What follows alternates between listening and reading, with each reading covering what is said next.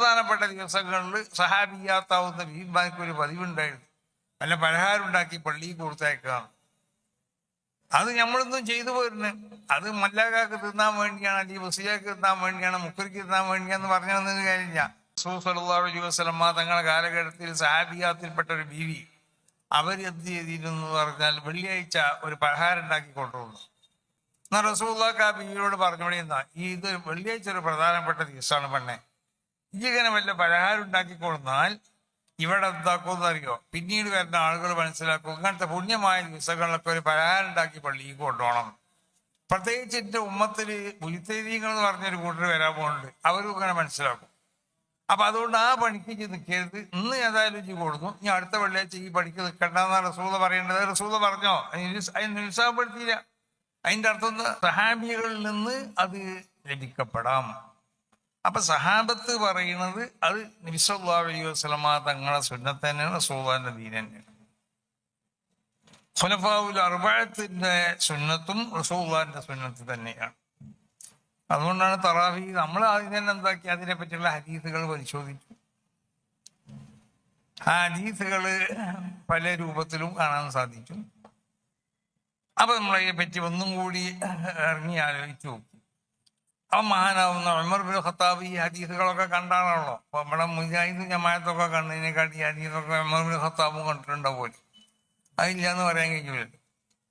അപ്പൊ Umar bin ഖത്താബിന്റെ കാലഘട്ടത്തിൽ Umar bin Khattab റസൂലുള്ളാഹിന്റെ കാലഘട്ടത്തിൽ തറാവീഹ് നിസ്കാരം ഉണ്ടായിരുന്നു. അത് 2, 3, 4 ദിവസങ്ങളിലുണ്ടായി. ജനങ്ങൾ അധികമായപ്പോൾ റസൂലുള്ളാഹി സ്വല്ലല്ലാഹു അലൈഹി വസല്ലം തങ്ങൾ പറഞ്ഞു, ഇത് പിന്നീട് ജനങ്ങൾ ഇതൊരു ഫർളായ നിസ്കാരമാണെന്ന് മനസ്സിലാക്കുമെന്ന് ഞാൻ പേടിച്ചു.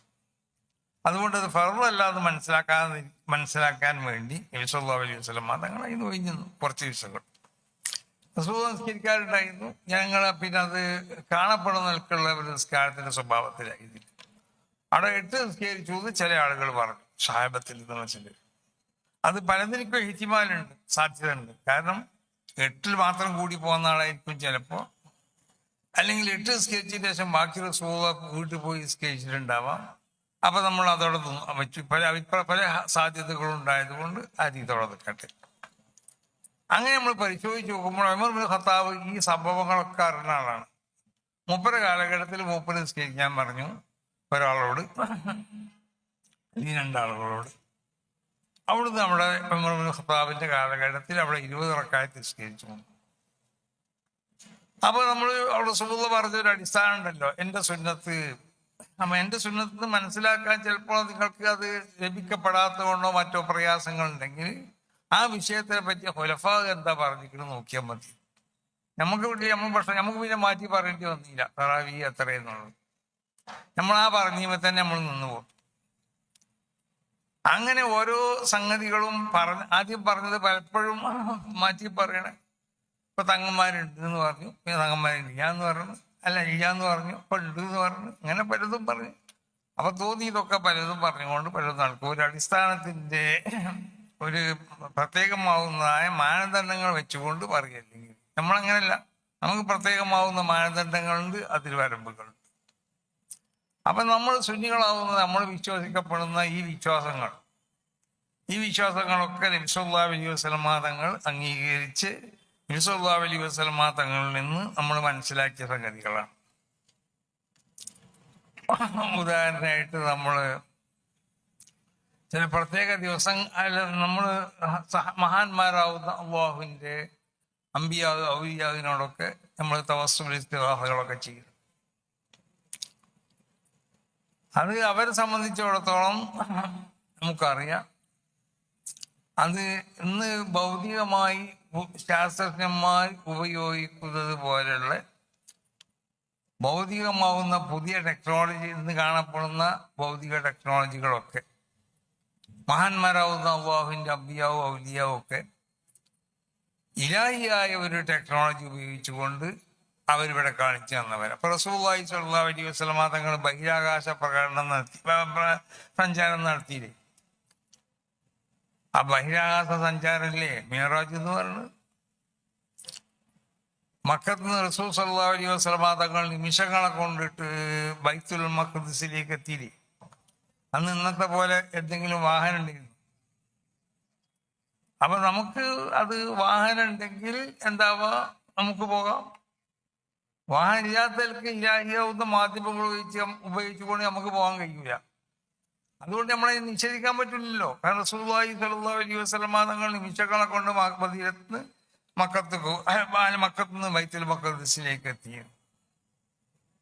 ബഹിരാകാശ സഞ്ചാരം നടത്തി റസൂലുള്ളാഹി സ്വല്ലല്ലാഹു അലൈഹി വസല്ലം അള്ളാഹുവിന്റെ ഭരണ വ്യവസ്ഥിതിയെ സംബന്ധിച്ച് മനസ്സിലാക്കാൻ വേണ്ടി അള്ളാഹുവിന്റെ തിരുഹദറത്തിലേക്ക് വിളിപ്പിക്കപ്പെട്ടു. എങ്ങനെ അവിടെ എത്തിയത്? അത് നമ്മൾ റസൂലുള്ളാഹി സ്വല്ലല്ലാഹു അലൈഹി വസല്ലമ തങ്ങൾ അത് വന്ന് പറഞ്ഞപ്പോൾ അബൂബക്കർ റളിയല്ലാഹു അൻഹു ചോദിച്ചതല്ലേ, ഒന്നും ചോദിക്കാതെ അങ്ങനെ ഏത് വാഹനത്തിലെ പോയി എന്ന് ചോദിച്ചു. അങ്ങനെ അതിനെ പറ്റൊന്നും അന്വേഷിച്ചിട്ടില്ല. റസൂൽ പറഞ്ഞത് വിശ്വസിച്ചു. അതാണ് അല്ലാഹുമ്മ ഈമാനക ഈമാനി അബീ ബക്കർ നമ്മൾ പറഞ്ഞത്. മുമ്പ് മഹാനാവുന്ന ഇമാം റാസി തങ്ങൾ നിസാബൂറിൽ വന്നപ്പോൾ നിസാബൂറിലുള്ള ആണുങ്ങളും പെണ്ണുങ്ങളൊക്കെ ഇമാം റാസി തങ്ങളെ കാണാൻ വന്നു എന്നാണ്. അപ്പൊ അവിടെ ഒരു സ്ത്രീ കാണാൻ പോയില്ല. അപ്പൊ എല്ലാവരും ചോദിച്ചു ഈ പെണ്ണിനോട്, എന്താടി ഇമാം റാസി തങ്ങൾ ഇവിടെ എത്തിയിട്ട് മൂപ്പരെ കാണാൻ വരാറ്? ആരാണ് ഇമാം റാസി തങ്ങൾ എന്ന് എനിക്കറിയും. ഉണ്ട്, അള്ളാഹുവിന്റെ വുജൂദിയത്ത് ഇസ്ബാത്ത് ചെയ്തുകൊണ്ട്, അതിനെ സ്ഥിരപ്പെടുത്തിക്കൊണ്ട്, അള്ളാഹുവിന്റെ വഹദാനിയത്തിൽ ഇസ്ബാത്ത് ചെയ്തുകൊണ്ട് 1000 ചില്ലാനും ലക്ഷ്യങ്ങളെ കൊണ്ട് സ്ഥിരപ്പെടുത്തിയ മഹാനാണ്.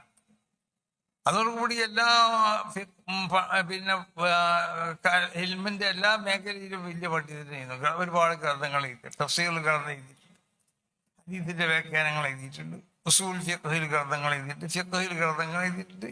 അങ്ങനെ ഫൽസഫയിൽ ഇങ്ങനെ എല്ലാ വിഷയത്തിലും ഗ്രന്ഥങ്ങൾ എഴുതിയ വലിയ മഹാനാണ് ഇമാം റാസി. അതോടൊപ്പം അള്ളാഹു സുബ്ഹാനഹു വ തആലയുടെ വഹദാനിയത്തിനെയും അള്ളാഹുവിന്റെ വുജൂദിനെയും ഒക്കെ 1000 ലക്ഷങ്ങൾ ഉപയോഗിച്ചു കൊണ്ടിട്ട് സ്ഥിരപ്പെടുത്തിയ മഹാനാണ് ഇമാം റാസി തങ്ങൾ. ഇന്ന് ഇമാം റാസി തങ്ങളെ കാണാൻ വരാൻ ചോദിച്ചു.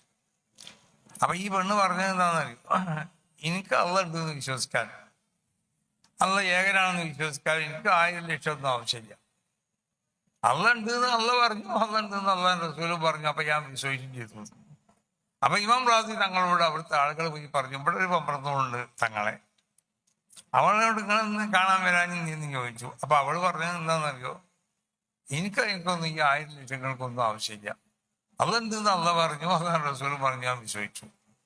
അപ്പൊ ഇമാം റാസി തങ്ങൾ പറഞ്ഞു, അള്ളാഹുമ്മ ഈമാനക ഈമാനില്ല ജോസ്, ഈ വൃതസിലിന്റെ ഇമാം പോലത്തെ ഇമാം കൊണ്ടത് പുരനെ. അപ്പൊ എന്നത് അബൂബക്കർ സിദ്ദീഖ് റളിയല്ലാഹു അൻഹു അത് വിശ്വസിച്ചു, സഹാബത്ത് അത് വിശ്വസിച്ചു. റസൂലുള്ള ബഹിരാകാശ സഞ്ചാരം നടത്തി എന്ന് വന്നപ്പോൾ ഞാൻ ചോദ്യം ചെയ്തിട്ടില്ലല്ലോ, അത് എങ്ങനെ നിങ്ങൾ പോയത്, ഇതിന്റെ പേടകം തീർന്ന് നിങ്ങളങ്ങനെ പോയപ്പോൾ നിങ്ങൾക്ക് അവിടുന്ന് വായു കിട്ടീന, അല്ലെങ്കിൽ ഓക്സിജൻ കിട്ടീന, അതിനെന്ത് നിങ്ങളുടെ കയ്യിലുണ്ടായിന്? അപ്പൊ അതിനുള്ള ഓക്സിജൻ അവിടെ ഉണ്ടായിട്ടുണ്ട്, അതിനൊരു വാഹനം ഉണ്ടായിട്ടുണ്ടാവും. ആ വാഹനം ഇല്ലെങ്കിലും എന്താക്കാൻ സഞ്ചരിക്കാം, അതിന് എന്ത് മതി, ഈമാനെ വികസിപ്പിച്ചെടുത്താൽ മതി എന്ന് അതിന്റെ അർത്ഥം. റസൂലുള്ള പല യുദ്ധങ്ങൾ നടക്കുമ്പോൾ മദീനത്ത് നിന്നുകൊണ്ട് പറഞ്ഞു പല യുദ്ധത്തിന്റെ അവസ്ഥകളെ പറ്റി. യുദ്ധത്തിൽ ഇന്നവൻ വധിക്കപ്പെടുന്നു, ഇന്നവൻ നേതൃത്വം നൽകണം എന്നൊക്കെ പലതും പറഞ്ഞല്ലോ. അത് അന്ന് ടെലിവിഷൻ ഉണ്ടായിട്ടാ, അല്ലെങ്കിൽ ഇത് ചില മറ്റു മാധ്യമങ്ങളുണ്ട്, ഒന്നുമില്ല. നജാശി രാജാവ് മരിച്ചപ്പോൾ റസൂലുള്ള സഹാബത്തിനോട് പറഞ്ഞു, നല്ലൊരു മനുഷ്യൻ മരിച്ചു പോയിട്ടുണ്ട്. അതെങ്ങനെ, ആ വിവരം എങ്ങനെ കിട്ടി? അള്ള അറിയിച്ചു കൊടുത്തിട്ട് കിട്ടിയെന്നുള്ളത്. അള്ള അറിയിച്ചു കൊടുക്കാതെ ആർക്കും ഒന്നും കിട്ടൂലല്ലോ. അപ്പൊ നമുക്ക് ഇതിപ്പോ ബൈക്കാണെന്ന് എനിക്ക് പറയണമെങ്കിൽ അള്ള അറിയിച്ചായിരുന്നു, നമ്മളെ മുന്നിലുള്ളതാണെങ്കിൽ അല്ലാതെ അങ്ങനെ പറയാം.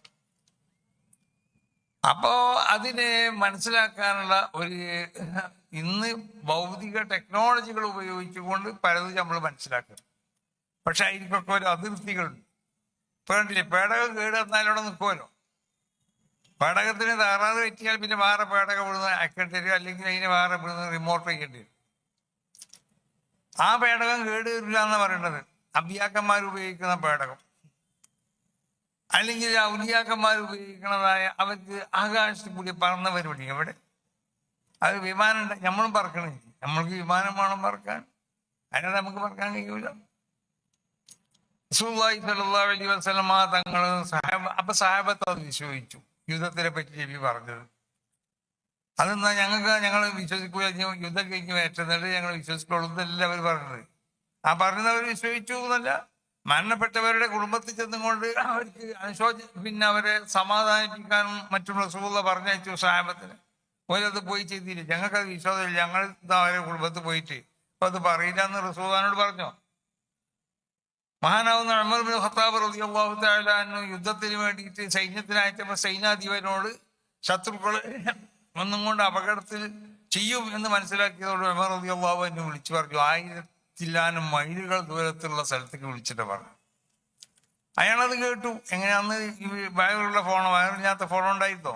ഇല്ല. അങ്ങനെ അപ്പോ ഇന്ന് നമ്മൾ ലോകത്തുള്ള നമ്മളൊരു കൊടക്ക് കീഴുന്നോ അല്ലെങ്കിൽ തുമ്പിനുള്ളെന്നൊക്കെ നമ്മൾ പറഞ്ഞില്ലേ? ഇത് റസൂൽ പറഞ്ഞതല്ലേ? സുവിയത്തില്ലാർന്നു കുല്ലുഹ എന്നൊക്കെ റസൂൽ പറഞ്ഞില്ലേ?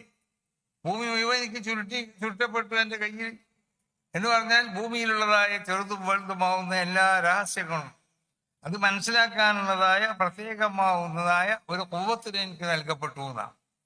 കാലാവസ്ഥയെ പറ്റി നിരീക്ഷിച്ചില്ലേ? അത് വല്ലപ്പോഴും തെറ്റിയിട്ടുണ്ടോ? ഒരിക്കലും തെറ്റിയിട്ടില്ല. ഇന്ന് മഴ പെയ്യൂല എന്നല്ല റസൂൽ പറഞ്ഞത്, അല്ലെങ്കിൽ ഇന്ന് കാറ്റടിക്കും അടിക്കൂല എന്നല്ല, അല്ലെങ്കിൽ ഇത്ര ഡിഗ്രി അടിക്കൂല എന്നല്ല. റസൂൽ പറഞ്ഞ ഡിഗ്രിക്ക് കാറ്റടിച്ചു, അങ്ങനല്ലേ? തൊബുക്ക് യുദ്ധത്തിൽ റസൂൽ പറഞ്ഞു, തൊഹുബുല്ലയിലത്തായിരിക്കും ശരീരം, അത് ശക്തമായ കാറ്റടിച്ചു. ഫലഹുറുജനായത് ഒരാൾ ഇറങ്ങി പുറത്തു പോകരുത് എന്ന് പറഞ്ഞു. വലിയ കുല്ലുറഹു, ഓരോരുത്തരും ഒട്ടകത്തിന് ശക്തമായ നൽകി കെട്ടിയിരട്ടെ. ഒരാൾക്ക് തോന്നി എന്താ പുറത്തു പോയാൽ, അയാൾ പുറത്തു പോയി നോക്കി, ഫൽഖത്ഹു അലാ ജബലി ത്വയ്യീബ് പർവ്വതത്തിൽ കൊണ്ടുപോയി കാറ്റ് കൊണ്ടുപോയിട്ടു. റസൂലുള്ള പറഞ്ഞ അതേ രൂപത്തിൽ കാറ്റടിച്ചില്ലേ? അടിക്കൂല എന്നല്ല, അടിക്കാൻ സാധ്യതയുണ്ട് ഇല്ല എന്നല്ല റസൂൽ പറഞ്ഞത്. കാരണം അത് ശരിയായ അതിന്റെ രേഖ നോക്കിയിട്ടാണ് റസൂലുള്ളാഹി സ്വല്ലല്ലാഹു അലൈഹി വസല്ലം തങ്ങൾ പറയുന്നത്, നിഗമനങ്ങളുടെ അടിസ്ഥാനത്തിലല്ല. അപ്പൊ അങ്ങനെ ലോകത്തുള്ളതായ അങ്ങനത്തെ ലോകത്തുള്ള പല മറഞ്ഞ കാര്യങ്ങളെ പറ്റി മഹാന്മാരാവുന്ന അള്ളാഹുവിന്റെ അമ്പിയാക്കന്മാർക്കോ ഔലിയാക്കന്മാർക്കോ മനസ്സിലാക്കാൻ കഴിയുമെന്ന് നമ്മൾ വിശ്വസിക്കുന്നു. അത് എങ്ങനെ മനസ്സിലാക്കിയതുള്ളതാ? അതും ചില മാധ്യമങ്ങളുടെ അടിസ്ഥാനത്തിൽ തന്നെയാണ്. അത് ഇലാഹിയായ മാധ്യമങ്ങളാണ്.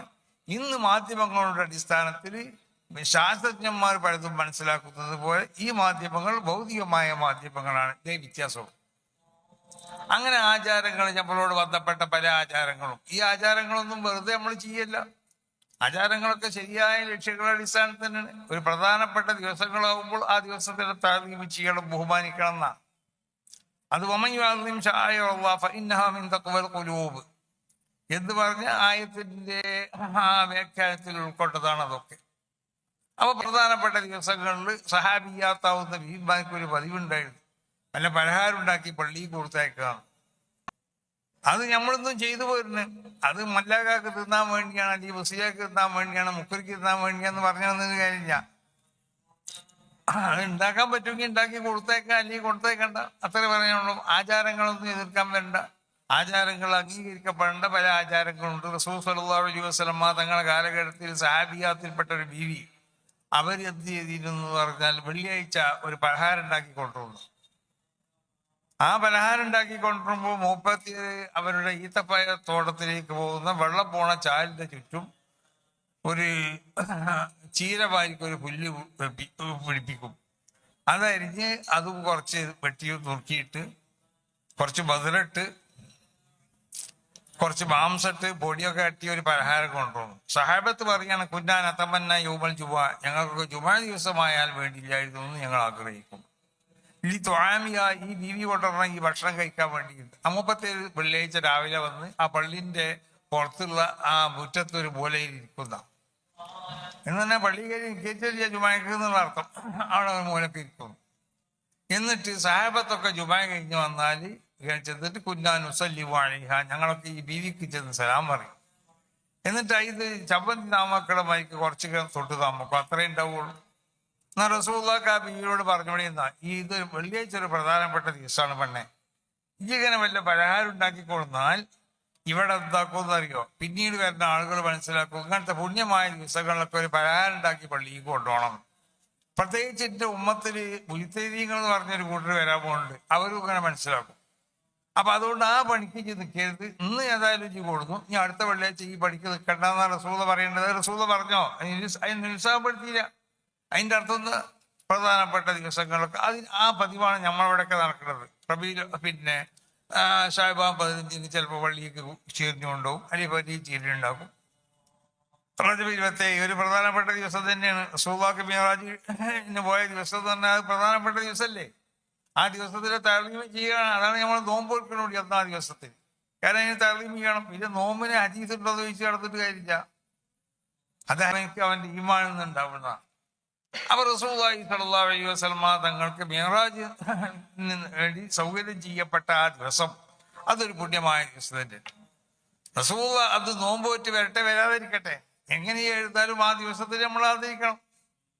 അങ്ങനെ സുന്നികളാവുന്ന നമ്മൾ ചെയ്തു പോകുന്ന എല്ലാ സംഗതികളും അത് വിശുദ്ധമാവുന്നതായ ഖുർആന്റെയും തിരുസുന്നത്തിന്റെയും, ആ ഖുർആനിൽ നിന്നും തിരുസുന്നത്തിൽ നിന്നും മഹാന്മാരാവുന്ന അയിമത്ത് മശായിഖന്മാർ മനസ്സിലാക്കിയതിന്റെ അടിസ്ഥാനത്തിലാണ് നമ്മൾ ചെയ്യുന്നത്. ആ നിലക്ക് ഇവിടെ യഥാർത്ഥ സഹാബത്തിൽ നിന്ന് വിശുദ്ധമാവുന്ന പരമ്പരയാവുന്ന താബീങ്ങളുടെ പരമ്പരയിലേക്ക് അവരിൽ നിന്ന് അവരെ വിഭജിച്ച് അങ്ങനെ കൈകാര്യം ചെയ്തു പോകുന്നതായ വിശുദ്ധമായ ആശയങ്ങളും ആദർശങ്ങളും വിശ്വാസങ്ങളും ആചാരങ്ങളും ഒക്കെയാണ് സമസ്ത കേരള ജമിയത്തുലമയുടെ സംരക്ഷിക്കുന്നത്.